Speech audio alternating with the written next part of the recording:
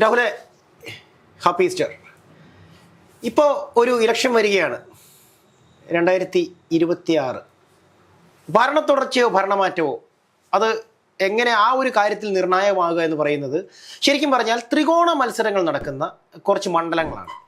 അങ്ങനെ നമ്മളുടെ കേരളത്തിലെ ഏകദേശം 140ഓളം വരുന്ന ഈ പറയുന്ന നിയോജക മണ്ഡലങ്ങളിൽ ശരിക്കും പറഞ്ഞു കഴിഞ്ഞാൽ ഏതൊക്കെ മണ്ഡലങ്ങളിലാണ് ശക്തമായ ത്രികോണ മത്സരങ്ങൾ നടക്കുന്നത്? ശക്തമായ ത്രികോണ മത്സരങ്ങൾ മാത്രമല്ല, കേരളം മൊത്തത്തിൽ ഉറ്റുനോക്കുന്ന കുറച്ച് മണ്ഡലങ്ങൾ കൂടിയുണ്ട്. അപ്പോൾ ത്രികോണ മത്സരത്തിന്റെ കാര്യത്തിലേക്ക് വരികയാണെങ്കിൽ സ്വാഭാവികമായിട്ടും നമുക്ക് ആദ്യം വരുന്നത് നിയമമാണ്. തിരുവനന്തപുരം തന്നെ. കാരണം നിയമത്തിനെ പറ്റി പറയുകയാണെങ്കിൽ 2016 BJPക്ക് കിട്ടിയ ഒരേ ഒരു സീറ്റാണ്. പിന്നീട് ശിവൻകുട്ടിയാണ് അവിടുത്തെ ഇപ്പോഴത്തെ സിറ്റിംഗ് MLA. അദ്ദേഹം അത് തിരിച്ചു പിടിക്കുന്നൊരു സാഹചര്യം ഉണ്ടായി. അവിടെ കോൺഗ്രസിനും അത്യാവശ്യം വോട്ട് ബാങ്കുകളുള്ള സ്ഥലമാണ്. അപ്പം സ്വാഭാവികമായിട്ടും നിയമം എന്ന് പറയുന്ന മണ്ഡലം കേരളത്തിൽ മൊത്തത്തിൽ ഇപ്പോൾ ഉറ്റുനോക്കുന്ന ഒരു സ്ഥലമായിട്ട് മാറിയിട്ടുണ്ട്. BJP ആദ്യം തന്നെ പ്രഖ്യാപിച്ച ഒരു മണ്ഡലമായി മാറി. അതായത് രാജീവ് ചന്ദ്രശേഖരനാണ് BJPക്ക് വേണ്ടി പ്രഖ്യാപിച്ചു. ചുവരെഴുതിയല്ല, ആദ്യമേ തന്നെ മാധ്യമങ്ങളോട് തെരഞ്ഞെടുപ്പിന്റെ കാര്യം പറഞ്ഞപ്പോൾ തന്നെ നിയമത്ത് ആരായിരിക്കും സ്ഥാനാർത്ഥി എന്ന് ഇപ്പം തന്നെ പ്രഖ്യാപിച്ചേക്കാം, ഞാൻ തന്നെ മത്സരിക്കും, ഞാൻ തന്നെ അവിടെ വിജയിക്കുമെന്ന് പറയുന്ന രാജീവ് ചന്ദ്രശേഖരനെ നമ്മൾ കണ്ടതാണ്. സ്വാഭാവികമായിട്ടും വലിയൊരു ത്രികോണ മത്സരമാണ് അവിടെ നടക്കുന്നത്. വളരെ ട്വിസ്റ്റ് നിറഞ്ഞൊരു രാഷ്ട്രീയ സാഹചര്യമാണ് നിയമത്തുള്ളത്. അതേപോലെ തന്നെ തിരുവനന്തപുരത്തെ മറ്റൊരു മണ്ഡലമാണ് വട്ടിയൂർക്കാവ്. അപ്പോൾ വട്ടിയൂർക്കാവിനെ പറ്റി നമുക്കറിയാം. മുരളീധരൻ അവിടേക്ക് വരുമ്പോൾ ഉണ്ടാകുന്ന ആ രാഷ്ട്രീയപരമായിട്ടുള്ള ട്വിസ്റ്റ്. കഴിഞ്ഞ തവണ VK പ്രശാന്ത് അല്ലെങ്കിൽ മേയർ ബ്രോയുടെ തരംഗമായൊരു സ്ഥലമാണ്. അവിടെ പ്രധാനമായിട്ടും BJPക്ക് വേണ്ടിയിട്ട് ഇപ്പോൾ മത്സരിക്കുന്നത് ശ്രീലേഖ IPS ആണ്. അപ്പോൾ സ്വാഭാവികമായിട്ടും വലിയ മത്സരങ്ങൾ, രാഷ്ട്രീയ സാഹചര്യങ്ങൾ അവിടെ നിലനിന്നിരുന്നൊരു സാഹചര്യം അവിടെ ഉണ്ടായിരുന്നു. കോൺഗ്രസ് ചില സാഹചര്യങ്ങൾ മൂന്നാമത് പോകുന്നൊരു സാഹചര്യം ഉണ്ടായി. അപ്പോൾ സ്വാഭാവികമായിട്ടും ഇപ്രാവശ്യം അത് തിരിച്ചു പിടിക്കാനുള്ള ശക്തമായിട്ടുള്ളൊരു പോരാട്ടത്തിലാണ് വട്ടിയൂർക്കാവാണെങ്കിലും ഉള്ളത്. അതേപോലൊരു സ്ഥലമാണ് അമ്പലപ്പുഴ. അതെ, G. സുധാകരൻ. അമ്പലപ്പുഴയുടെ കാര്യത്തിലേക്ക് വരികയാണെങ്കിൽ അവിടെ രാഷ്ട്രീയപരമായിട്ട് മാത്രമല്ല കേരളം മുഴുവൻ ഉറ്റുനോക്കുന്ന ഒരു മണ്ഡലമായിട്ട് അമ്പലപ്പുഴ മാറിയിട്ടുണ്ട്. അതിൻ്റെ പ്രധാനപ്പെട്ട കാരണം കമ്മ്യൂണിസ്റ്റ് പാർട്ടിയിലെ ഏറ്റവും വലിയ അധികായനായിട്ടുള്ള G. സുധാകരൻ പാർട്ടി വിട്ട് സ്വതന്ത്രനായിട്ട് മത്സരിക്കുന്ന തെരഞ്ഞെടുപ്പാണ്. ആലപ്പുഴ ജില്ലയിൽ പാർട്ടിയുടെ അടിത്തറ ഇളക്കിക്കൊണ്ടാണ്. അല്ലെ, ആലപ്പുഴ പാർട്ടി എന്ന് പറഞ്ഞു കഴിഞ്ഞാൽ വിപ്ലവം ഉണ്ടാക്കിയത് ആലപ്പുഴയിൽ നിന്നാണ്. പല സമരങ്ങൾക്ക് നേതൃത്വം കൊടുത്തൊരു സ്ഥലമാണ് ആലപ്പുഴ എന്ന് പറയുന്നത്. അതുമാത്രമല്ല വലിയ വലിയ രാഷ്ട്രീയ സാഹചര്യങ്ങൾ കണ്ടൊരു സ്ഥലമാണ്. പാർട്ടി കോട്ട എന്ന് വേണമെങ്കിൽ പറയാം. സ്വാഭാവികമായിട്ട് അവിടെ G. സുധാകരൻ മത്സരിക്കുമ്പോൾ ഉണ്ടാകുന്ന രാഷ്ട്രീയ സാഹചര്യങ്ങൾ കേരളത്തെ മുഴുവൻ ബാധിക്കാനുള്ള സാഹചര്യങ്ങൾ തീർച്ചയായിട്ടും ഉണ്ടാവില്ല, അത് സംഭവിക്കും. അപ്പോൾ അങ്ങനെയാണ് അവിടുത്തെ ഒരു രാഷ്ട്രീയ സാഹചര്യം. അവിടെ H. സലാമാണ് അദ്ദേഹത്തിനെതിരെ മത്സരിക്കുന്ന. H. സലാം അവിടുത്തെ സിറ്റിംഗ് MLA കൂടിയാണ്. അപ്പോൾ സ്വാഭാവികമായിട്ടും വലിയൊരു രാഷ്ട്രീയ സാഹചര്യമാണ് അവിടെ നിലനിൽക്കുന്നത്. BJP കടന്നു വരുന്ന ഒരു സ്ഥലം കൂടിയാണ് ഈ അമ്പലപ്പുഴ എന്ന് പറയുന്നത്. അപ്പോൾ സ്വാഭാവികമായിട്ടും അവിടെ എങ്ങനെയായിരിക്കും BJP എത്ര വോട്ട് കൂടുതൽ പിടിക്കുന്നു അതിനനുസരിച്ചായിരിക്കും ആരാണ് അവിടുത്തെ വിജയി എന്ന് തീരുമാനിക്കുന്ന ഒരു രാഷ്ട്രീയ സാഹചര്യം മാറുന്നത്. അതുകൊണ്ട് അമ്പലപ്പുഴ വളരെയധികം കേരളത്തിൽ ശ്രദ്ധ നേടുന്നൊരു മണ്ഡലമായിട്ട് മാറും. നിർണായകമാണ് അമ്പലപ്പുഴ വിജയം. അതേപോലെ ആറന്മുളയെ പറ്റി പറയുകയാണെങ്കിൽ വലിയ രീതിയിലുള്ള രാഷ്ട്രീയ സാഹചര്യങ്ങൾ നടക്കുന്നത്. കഴിഞ്ഞ കാലങ്ങളിൽ ഇല്ലാത്ത പോലെ കമ്മ്യൂണിസ്റ്റ് പാർട്ടിക്ക് ഏറ്റവും കൂടുതൽ നാണക്കേടുണ്ടാക്കിയ ആരോഗ്യ വകുപ്പ് അതിന്റെ മന്ത്രിയായിരുന്നു നമ്മുടെ അവിടുത്തെ ഇപ്പോഴത്തെ സിറ്റിംഗ് MLA ആയിട്ടുള്ള വീണ ജോർജ്. അപ്പോൾ സ്വാഭാവികമായിട്ടും വലിയ രാഷ്ട്രീയ ചർച്ചകൾക്ക് അവിടെ വഴിയൊരുക്കിയിട്ടുണ്ട്. സ്വാഭാവികമായിട്ടും അവിടുത്തെ BJP വോട്ടുകളാണ് കഴിഞ്ഞ തവണ CPM-നെ വിജയിപ്പിച്ചത് എന്നുള്ള വലിയ ആക്ഷേപങ്ങളൊക്കെ നിലനിൽക്കുന്ന സാഹചര്യത്തിൽ കുമ്മനമാണ് ഇപ്രാവശ്യം അവിടെ മത്സരിക്കുന്നത്. കുമ്മനത്തെ പറ്റി നമുക്കറിയാം, BJPയുടെ അത്യാവശ്യം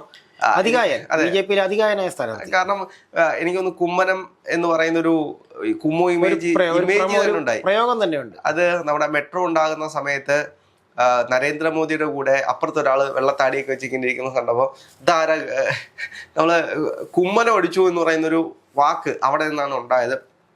സ്വാഭാവികമായിട്ടും അദ്ദേഹം നല്ലൊരു നേതാവാണ്. വലിയ വോട്ട് ബാങ്കുകൾ അദ്ദേഹത്തിനുണ്ട്. അപ്പോൾ സ്വാഭാവികമായിട്ടും ആറന്മുളയിലും ഇപ്പോൾ അബിൻ വർക്കിയാണ് അവിടുത്തെ കോൺഗ്രസിൻ്റെ സ്ഥാനാർത്ഥി. ശക്തമായിട്ടുള്ള പോരാട്ടമാണ്. അബിൻ വർക്കിയെ പറ്റി നമുക്ക് കൃത്യമായിട്ട് അറിയാം. യൂത്ത് കോൺഗ്രസിൻ്റെ സംസ്ഥാന വൈസ് പ്രസിഡന്റ് ആയിരുന്നു. സ്വാഭാവികമായിട്ടും ചാനൽ ചർച്ചകളിലൊക്കെ വളരെ കൃത്യമായിട്ട് പാർട്ടിക്ക് വേണ്ടി സംസാരിക്കുന്ന ഒരാളാണ്. സ്വാഭാവികമായിട്ടും വലിയൊരു രാഷ്ട്രീയ മാറ്റമായിരിക്കും. 100% വിജയ സാധ്യതയുള്ള ഒരു സ്ഥാനാർത്ഥിയാണ് അബിൻ വർക്കി. അല്ല, വിജയ സാധ്യത മാത്രമല്ല, അതിന്റെ രാഷ്ട്രീയ സാഹചര്യങ്ങൾ വേറെയാണ്. ഇപ്പോൾ സ്വാഭാവികമായിട്ടും ഈ ഒരു അവസ്ഥയിൽ നിൽക്കുമ്പോൾ വീണ ജോർജിനുള്ള വീണ ജോർജ് ആദ്യം മത്സരിക്കുമ്പോൾ ഉണ്ടായിരുന്ന വോട്ടിന്റെ ഭൂരിപക്ഷം കൂട്ടിയിട്ടാണ് 10-18,000 വോട്ടിന്റെ ഭൂരിപക്ഷത്തിൽ രണ്ടാമത് വിജയിക്കുന്നത്. സ്വാഭാവികമായിട്ട് അത് 10,000 വോട്ട് BJPയുടെ ആണ് എന്നുള്ള ആക്ഷേപം ഉണ്ട്. എങ്കിലും ഇനി ഈ വരാൻ പോകുന്ന തെരഞ്ഞെടുപ്പ് എന്ന് പറയുന്നത് വളരെ കുമ്മനം നിൽക്കുമ്പോൾ എന്തായാലും വോട്ട് മറിയാനുള്ള സാധ്യത. പിന്നീട് വരുന്ന മണ്ഡലമാണ് പാലക്കാട്. പാലക്കാടിന്റെ രാഷ്ട്രീയ സാഹചര്യങ്ങളെല്ലാം നമുക്കറിയാം. സ്റ്റാർ മണ്ഡലങ്ങളിൽ ഒന്നാണ്. വലിയ ത്രികോണ പോരാട്ടമാണ്, വലിയ ഡീലുകൾ. ഇപ്പോൾ കോൺഗ്രസ് ഉന്നയിക്കുന്ന ഡീലുണ്ട്. അപ്പോൾ ഡീല് ആദ്യം തന്നെ പറഞ്ഞത് പാലക്കാട്ടാണ്. പാലക്കാട് നമുക്കറിയാം NMR റസാഖ്, അതാണ് CPM-ന്റെ സ്വതന്ത്ര സ്ഥാനാർത്ഥി. അപ്പോൾ സ്വാഭാവികമായിട്ടും പാലക്കാട് എന്ന് പറയുന്ന മണ്ഡലം CPM-ന്റെ ഒരു കുത്തക മണ്ഡലമായിരുന്നു. അവിടേക്ക് BJP ഇറങ്ങിപ്പോക്ക് അവിടെ വലിയ ഒരു വിള്ളൽ ഉണ്ടാക്കിയിട്ടുണ്ട്. അതെ. അപ്പോൾ സ്വാഭാവികമായിട്ടും വലിയൊരു പാളിച്ച അവിടെ, അതായത് അവിടെ BJP-യുടെ വലിയൊരു വളർച്ചയായിരുന്നു ഒരു കാലഘട്ടം. ശോഭാ സുരേന്ദ്രൻ അവിടെ മത്സരിക്കുമ്പോൾ ഒന്നും കാണാൻ എന്തായാലും അവരോട് മത്സരിക്കും. ശോഭാ സുരേന്ദ്രൻ അവിടുത്തെ വോട്ട് ഭൂരിപക്ഷം കൂട്ടിയ ഒരാളാണ്. പക്ഷെ സ്വാഭാവികമായിട്ടും അവിടെ ഷാഫി പറമ്പിലായിരുന്നു 3 തവണയായിട്ട് അവിടുത്തെ MLA എന്ന് പറയുന്നത്. സ്വാഭാവികമായിട്ടും 3ാമത്തെ തവണ അദ്ദേഹം നമുക്കറിയാവുന്നതുപോലെ നിയമസഭയിലേക്ക് മത്സരിക്കുന്ന സാഹചര്യത്തിൽ രാഹുൽ മാങ്കൂട്ടം കടന്നു വരുന്നത്. അപ്പോൾ രാഹുൽ മാങ്കൂട്ടം കടന്നു വരുന്ന സാഹചര്യത്തിലാണ് വലിയ രാഷ്ട്രീയ പ്രശ്നങ്ങൾ ഉണ്ടാകുന്നു. അദ്ദേഹം രാജിവെക്കുന്നു, വിവാദങ്ങൾ ഉണ്ടാകുന്നു. സ്വാഭാവികമായിട്ടും രാജിവെച്ചെങ്കിലും തെരഞ്ഞെടുപ്പിന്റെ അടുത്ത സമയത്തായിരുന്നു അദ്ദേഹം രാജിവെച്ചില്ല. പാർട്ടിയിൽ നിന്ന് മാത്രമേ രാജിവെച്ചുള്ളൂ. അദ്ദേഹത്തിന്റെ MLA സ്ഥാനം ഒന്നും രാജിവെച്ചില്ല. സ്വാഭാവികമായിട്ടും ഒരുപാട് രാഷ്ട്രീയ സാഹചര്യങ്ങൾ. പാലക്കാടിന്റെ ചരിത്ര ഭൂരിപക്ഷത്തിലാണ് രാഹുൽ അവിടെ വിജയിക്കുന്നത്. തീർച്ചയായിട്ടും. അപ്പോൾ സ്വാഭാവികമായിട്ടും അത് നിലനിർത്താൻ രമേശ് പിഷാരടിക്ക് കഴിയുമോ എന്നുള്ള ചോദ്യങ്ങളുണ്ട്. കഴിഞ്ഞ ദിവസങ്ങളിൽ നമ്മൾ കണ്ടതാണ്, പാലക്കാടിന്റെ ചില മേഖലകളിൽ പോകുമ്പോൾ രമേശ് പിഷാരടിയെ അവിടുന്ന് ചേർത്ത് പിടിക്കുമ്പോൾ ഒരു വിഭാഗം അദ്ദേഹത്തിനെ ഇങ്ങോട്ട് വരരുത്, ഇത് ഞങ്ങളുടെ കുത്തക മണ്ഡലമാണ് എന്ന് പറഞ്ഞ് ആട്ടി ഓടിക്കുന്ന ഒരു സാഹചര്യം നമ്മൾ കണ്ടതാണ്. അപ്പോൾ സ്വാഭാവികമായിട്ടും അത്തരത്തിലൊരു രാഷ്ട്രീയ സാഹചര്യം അവിടെ നിലനിൽക്കുന്നുണ്ട്. BJP-യുടെ മഹിളാ സംഘങ്ങളൊക്കെ അവിടെ വലിയ പ്രശ്നങ്ങൾ, അദ്ദേഹത്തിനെതിരെ കേസ് കൊടുക്കുന്ന ഒരു സാഹചര്യം ഉണ്ടായി. എന്താണെങ്കിലും ഇതെല്ലാം ചിലപ്പോൾ നെഗറ്റീവായിട്ട് ശോഭാ സുരേന്ദ്രനെ ബാധിച്ചേക്കാം എന്നുള്ള ചില സൂചനകൾ അവിടെ നിലനിൽക്കുന്നുണ്ട്. പിന്നീട് വരികയാണെങ്കിൽ നമ്മൾ പേരാവൂർ മണ്ഡലത്തെ പറ്റി നമുക്ക് കൃത്യമായിട്ട് അറിയാം. അവിടെ സണ്ണി ജോസഫാണ്, പിന്നീട് KK ശൈലജയാണ്. അപ്പോൾ ശൈലജ ടീച്ചർ മത്സരിക്കുന്നതുകൊണ്ടാണ് അവിടെ അത്ര വലിയ രാഷ്ട്രീയ പ്രാധാന്യം വരുന്നത്. സ്വാഭാവികമായിട്ടും സണ്ണി ജോസഫ് എന്ന് പറയുന്നത് KPCC-യുടെ പ്രസിഡന്റാണ്. KPCC-യുടെ പ്രസിഡന്റും മുൻ ആരോഗ്യമന്ത്രിയും മട്ടന്നൂരിൽ ചരിത്ര ഭൂരിപക്ഷത്തിൽ വിജയിച്ച ശൈലജ ടീച്ചറും. മട്ടന്നൂർ വിട്ട് ടീച്ചർ പേരാവൂരേക്ക് വരുന്നു എന്ന് തന്നെയാണ് ഈ പോരാട്ടത്തിൽ കൂടുതൽ. അത് തന്നെ വലിയ രാഷ്ട്രീയ സാഹചര്യങ്ങൾക്ക് വലിയ വഴിയൊരുക്കുന്നു. അതിന്റെ പ്രധാനപ്പെട്ട കാരണം എന്ന് വെച്ച് കഴിഞ്ഞാൽ മട്ടന്നൂരിൽ വലിയൊരു ഭൂരിപക്ഷത്തിൽ വിജയിപ്പിച്ചിട്ട് അവിടുന്ന് എന്തിനെ തന്നെ മാറ്റുന്നു എന്നുള്ള ചോദ്യം ആദ്യം തന്നെ ടീച്ചർ ഉന്നയിച്ചിരുന്നു. പേരാവൂർ പോലൊരു മണ്ഡലം തിരിച്ചു പിടിക്കാനാണ് എന്ന് പാർട്ടി പറയുമ്പോഴും പാർട്ടിയുടെ കൊല്ലാൻ വേണ്ടിയിട്ട് ഇട്ടുകൊടുത്തൊരു രീതിയിലേക്ക്, അത് ബലിയാടാക്കുന്ന രീതിയിലേക്ക് പലരും അതിനെ വീക്ഷിക്കുന്നുണ്ട്. സ്വാഭാവികമായിട്ടും അവിടെ വലിയ രാഷ്ട്രീയ സാഹചര്യങ്ങൾ നിലനിൽക്കുന്നുണ്ട്. പിന്നുള്ളത് മഞ്ചേശ്വരമാണ്. മഞ്ചേശ്വരത്ത് ത്രികോണ മത്സരം എന്ന് വെച്ച് കഴിഞ്ഞാൽ കടുത്ത ത്രികോണ മത്സരമാണ്. സ്വാഭാവികമായിട്ടും സുരേന്ദ്രനാണ് അവിടെ മത്സരിക്കുന്നത്. അപ്പം സുരേന്ദ്രൻ മത്സരിക്കുന്നതുകൊണ്ട് തന്നെ വലിയ രാഷ്ട്രീയ സാഹചര്യങ്ങൾക്ക് അവിടെ വഴിയൊരുക്കവുമുണ്ട്. അതായത് BJP-ക്ക് വിജയിക്കാൻ കഴിയുന്ന സീറ്റുകൾ, അതിൽ നമ്മൾ ആദ്യം പറയുന്ന 2-3 സീറ്റുകളിലൊന്നാണ് മഞ്ചേശ്വരം എന്ന് പറയുന്നത്. ഒന്ന് നേമം, ഒന്ന് പാലക്കാട്, ഒന്ന് മഞ്ചേശ്വരം. അങ്ങനെയാണ് അവരുടെ ഒരു കണക്കുകൾ തന്നെ പോകുന്നത്. അമ്പലപ്പുഴയിലേക്കാണെങ്കിലും അതത്ര കാരണം വോട്ട് ഷെയർ വർദ്ധിപ്പിച്ചിട്ടുണ്ട്. അതെ. ശരിക്കും പറഞ്ഞാൽ ഇത്തവണ നിർണായകമായ നീക്കം നടത്തിയിരിക്കുന്നത് BJP ആണെന്ന് പറയുന്നത്. കാരണം അവർക്ക് സാധ്യതയുള്ള മേഖലകളിലേക്കെല്ലാം തന്നെ അവരുടെ കൂട്ടത്തിൽ തന്നെ സ്റ്റാർ കാൻഡിഡേറ്റുകൾ, ഇപ്പം K സുരേന്ദ്രൻ ആണെങ്കിലും, ഈ പറയുന്ന ശോഭാ സുരേന്ദ്രൻ ആണെങ്കിലും, അതുപോലെ തന്നെ ഈ പറയുന്ന കുമ്മനം രാജേന്ദ്രൻ സാർ ആണെങ്കിലും, അതുപോലെ തന്നെ ഈ പറയുന്ന രാജീവ് ചന്ദ്രശേഖർ, അവർക്ക് സാധ്യതയുള്ള മണ്ഡലങ്ങളിലെല്ലാം അവരുടെ അറിയപ്പെടുന്ന സ്ഥാനാർത്ഥികളെ തന്നെയാണ് ഇട്ടിരിക്കുന്നത്. അപ്പോൾ സ്വാഭാവികമായിട്ടും അവർക്ക് അവിടെ വോട്ട് ഷെയർ ഉണ്ട്. കൃത്യമായിട്ട് നമ്മൾ നോക്കിക്കഴിഞ്ഞാൽ ഇപ്പോൾ മഞ്ചേശ്വരത്താണെങ്കിൽ പോലും SDP-യുടെ വലിയ വിഷയങ്ങൾ നമ്മൾ അവിടെ കിട്ടുന്നതാണ്. അതുകൂടാതെ തന്നെ അവിടുത്തെ രാഷ്ട്രീയ സാഹചര്യങ്ങൾ നോക്കുകയാണെങ്കിൽ 3 പാർട്ടിയും ശക്തമായിട്ട് നിൽക്കുന്ന ഒരു മണ്ഡലമാണ്. സ്വാഭാവികമായിട്ടും ഒരാൾ വാങ്ങിക്കുന്ന വോട്ടിൻ്റെ ഒരു ശതമാനത്തിനനുസരിച്ചിരിക്കും മറ്റ് 2 പേരുടെയും തോൽവി. അപ്പോൾ അതായത് ഒരാൾ കൂടുതൽ വോട്ട് വാങ്ങിച്ചു കഴിഞ്ഞാൽ മറ്റേ ആൾ വിജയിക്കാനുള്ള സാഹചര്യമുണ്ട്, തോൽക്കാനുള്ള സാഹചര്യമുണ്ട്. അപ്പോൾ അങ്ങനെ വ്യത്യസ്ത ഒരു രാഷ്ട്രീയ സാഹചര്യമാണ്. കാരണം ന്യൂനപക്ഷ വോട്ടുകൾ, ഭൂരിപക്ഷ വോട്ടുകൾ, ഈ വോട്ടുകളൊക്കെ എങ്ങനെ ഏകീകരിക്കുന്നു എന്നതിനനുസരിച്ചിരിക്കും അവിടുത്തെ വിജയം നിശ്ചയിക്കുന്നതെന്ന് വേണമെങ്കിൽ പറയാം. അതേപോലെ തന്നെ ബേപ്പൂര് കൂടുതൽ, അതായത് ഇത്രയും വലിയൊരു രാഷ്ട്രീയ പ്രാധാന്യം കിട്ടാൻ കാരണം മുഖ്യമന്ത്രിയുടെ മരുമകൻ റിയാസ് അവിടെ മത്സരിക്കുന്നു. റിയാസിനെ ഞാൻ തോൽപ്പിക്കും എന്ന് പറഞ്ഞ് വെല്ലുവിളിച്ചുകൊണ്ട് വരുന്ന അൻവറിനെ നമ്മൾ കണ്ടതാണ്. അൻവർ എങ്ങനെയാണ് ഇപ്പോൾ കോൺഗ്രസിനോടൊപ്പം നിൽക്കുന്നത് എന്നെല്ലാം വലിയ ചർച്ചാ വിഷയമായ വിഷയമാണ്. പക്ഷേ അത് എന്താണെങ്കിലും രാഷ്ട്രീയ സാഹചര്യങ്ങൾക്ക് അപ്പുറത്തേക്ക് വലിയൊരു ചർച്ചയ്ക്ക് വഴിയൊരുക്കിയിട്ടുണ്ട്. LDF-ന്റെ കുത്തകയാണ് എന്ന് പറയുമ്പോഴും എനിക്കിവിടെ വിജയിക്കാൻ കഴിയുമെന്ന് പറയുന്ന അൻവറിന്റെ കോൺഫിഡൻസിനെ നമ്മൾ വില കുറച്ച് കാണിക്കുന്നത്. പോയതെന്നും കൂടി ഇവിടെ ചർച്ച ആവുന്നുണ്ട്. അതെ. അപ്പൊ PV അൻവർ CPM-ൽ നിന്നും പോയതാണ്. പിന്നീട് കോൺഗ്രസിന്റെ സ്വതന്ത്ര സ്ഥാനാർത്ഥിയാണ്. തൃണമൂൽ കോൺഗ്രസിലാണ് അദ്ദേഹം ഇപ്പോൾ നിലവിലുള്ളത്. അപ്പോൾ കോൺഗ്രസിന് ആരാണ് അല്ലെങ്കിൽ UDF-ന് ആരാണ് PV അൻവർ എന്ന് ചോദിച്ചു കഴിഞ്ഞാൽ ആരുമല്ല. പക്ഷേ PV അൻവർ അവിടെ വലിയ കോൺഫിഡൻസിലാണ് ബേപ്പൂര് മത്സരിക്കുന്നത് എന്നുള്ള മറ്റൊരു രാഷ്ട്രീയ സാഹചര്യമാണ്. സ്വാഭാവികമായിട്ട് അവിടെ BJP-ക്കും 10,000 വോട്ട് ഷെയർ ഉണ്ട്. അപ്പോൾ അവിടെയും BJP പിടിക്കുന്ന വോട്ടുകൾ വലിയൊരു ചർച്ചാ വിഷയമാകുന്നുണ്ട്. അതേപോലെ തന്നെ മറ്റൊരു മണ്ഡലമാണ് പത്തനാപുരം മണ്ഡലത്തെ പറ്റി പറയുകയാണെങ്കിൽ അതെ കെ ബി ഗണേഷ് കുമാർ, ജ്യോതികുമാർ ചാമക്കാല, അപ്പോ അനിൽ പിള്ള, ഇങ്ങനെ 3 പേരാണ് മത്സരിക്കുന്നത്. സ്വാഭാവികമായിട്ടും UDF-ഉം LDF-ഉം തമ്മിലാണ് അവിടെ മത്സരം. ത്രികോണ മത്സരം എന്ന് പറയാൻ പറ്റില്ല. കാരണം അവസാന നിമിഷം കണ്ടല്ലേ BJP ഒരു സ്ഥാനാർത്ഥിയാണ്, 2020 സ്ഥാനാർത്ഥിയാണ്.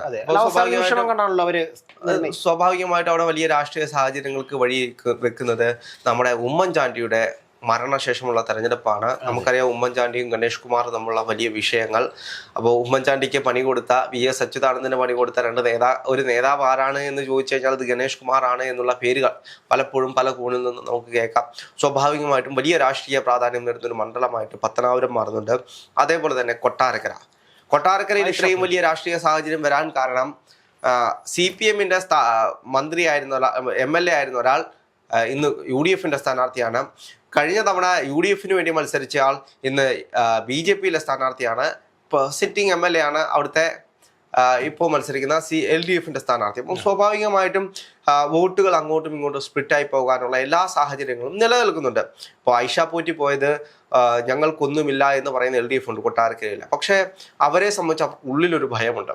ഐഷ പോറ്റി എന്ന് പറയുന്ന നേതാവ് കൊട്ടാരക്കരയിൽ തന്നെ ചരിത്ര ഭൂരിപക്ഷത്തിൽ വിജയിച്ച ഒരാളാണ്. 40,000 വോട്ടിന്റെ ഭൂരിപക്ഷത്തിലുള്ള ഒരു മണ്ഡലത്തിൽ, അതും ബാലകൃഷ്ണ പിള്ളയെ പോലെ ഒരാളെ തോൽപ്പിച്ചാണ് ആ മണ്ഡലം പിടിച്ചെടുക്കുന്നത്.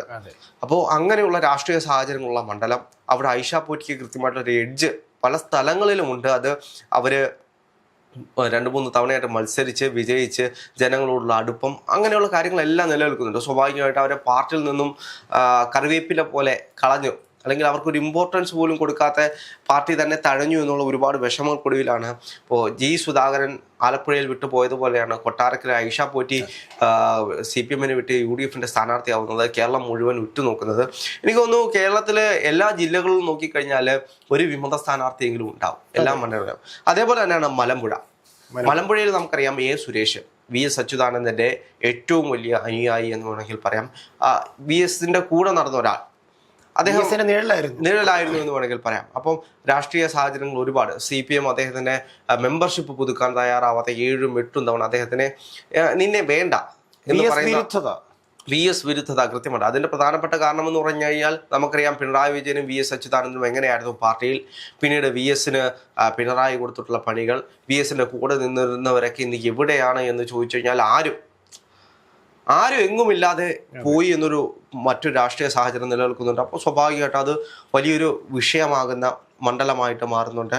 പിന്നീടുള്ളൊരു മണ്ഡലമാണ് തളിപ്പറമ്പിനെ പറ്റി പറയുകയാണെങ്കിൽ വിവാദങ്ങൾക്കുള്ളിലാണ്, വിവാദങ്ങൾ കൊണ്ട് പുകഞ്ഞ് കത്തി നിൽക്കുകയാണ് തളിപ്പറമ്പ്. ഞാൻ തളിപ്പറമ്പിലേക്ക് എന്തുകൊണ്ട് വരാൻ വൈകുന്നു എന്നുള്ളൊരു ചിന്തയിലായിരുന്നു.